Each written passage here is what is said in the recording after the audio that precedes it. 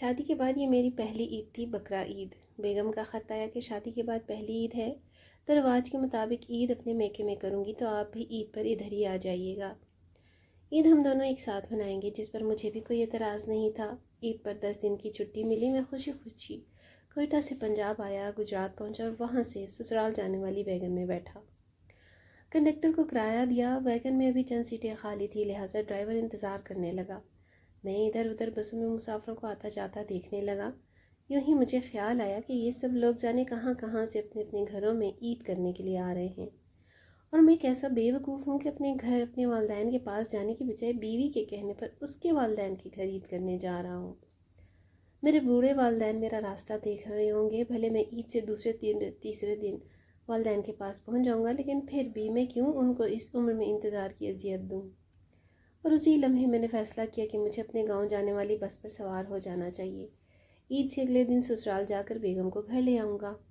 دل بولا وہ ناراض ہو جائے گی، لیکن دل کو سمجھایا کوئی بات نہیں، میں اس کو راضی کر لوں گا، پیار سے مناؤں گا تو مان جائے گی۔ اور میں ڈرائیور سے بنا کرایہ واپس لے کر اپنے گاؤں بس جانے والی پر بیٹھ گیا۔ گھر پہنچا تو والدہ سیڑھیوں پر چڑھ کر میری راہ دیکھ رہی تھی کہ بس کا ہارن بجا تو دیکھنے لگی کہ شاید میرا بیٹا آیا ہو۔ والد اٹھ کر گلے سے لگ گئے، کہنے لگے پتر مجھے تو لگ رہا تھا تو اس عید پر سسرال جائے گا، بہت اچھا کیا تو آ گیا۔ تیری ماں ہر بس کے ہارن پر سیڑھیوں کی طرف بھاگ رہی تھی۔ ابا جی مجھے کچھ بیمار لگی، میں نے پوچھا تو کہنے لگے معمولی بخار ہے، اب تو آ گیا تو یہ بخار جاتا نظر بھی نہیں آئے گا۔ آتے ہوئے تو کنویں پر بندھا قربانی کا جانور دیکھا ہوگا، کتنا سونا ہے نا؟ میں بولا جی ابا جی، لیکن میں ابا جی کے بخار کی وجہ سے کچھ پریشان تھا۔ اور کچھ دیر بعد ان کو گاؤں کے ڈاکٹر کے پاس لے گیا، انجیکشن لگا، شام تک بستر کافی بہتر ہو گئے۔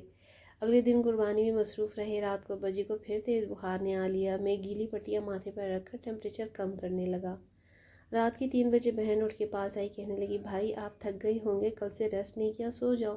میں ابا کو دیکھتی ہوں، مجھے بستر پر گئے ہوئے گھنٹہ ہی گزرا کہ بہن نے جگایا، بھائی دیکھو ابا جی کو کیا ہو گیا۔ میں بھاگا اور ابا جی کا سر گود میں لے لیا۔ ابا جی کے ہونٹ سفید ہو رہے تھے۔ میں ابا جی کو پوری طرح گود میں لے کر بیٹھ گیا۔ میری کیفیت ایسی تھی جیسے بچے سے کھلونا چھیننے کوئی آ جائے اور وہ کھلونے کو اپنے ہاتھوں کی مٹھیوں میں چھپا لے کے جاؤ، نہیں دوں گا، کسی صورت نہیں دوں گا۔ لیکن اللہ کے فیصلوں کو کب کوئی ٹال سکا ہے؟ ادھر فجر کی اذان ہوئی، ادھر ابا جی کا بلاوا آ گیا، اور پھر وہ عید کا دن میری زندگی میں ہمیشہ کے لیے ٹھہر گیا۔ اس کے بعد بے شمار بقرعیدیں آئیں، لیکن میں آج بھی اسی عید میں جی رہا ہوں اور اللہ کا شکر ادا کرتا ہوں کہ جس نے اس دن میرے دل میں یہ خیال ڈالا کہ مجھے عید اپنے والدین کے ساتھ منانی چاہیے، ورنہ شاید زندگی بھر پچھتاوا ایک گرڈ کی صورت میرے ساتھ رہتا۔ اللہ ہم سب کے والدین کو سلامت رکھے، اور لڑکوں سے عرض ہے کہ اپنی عیدیں شب راتیں اپنے والدین کے ساتھ گزارے، کیونکہ ان پر سب سے زیادہ حق ان کے والدین کا ہے۔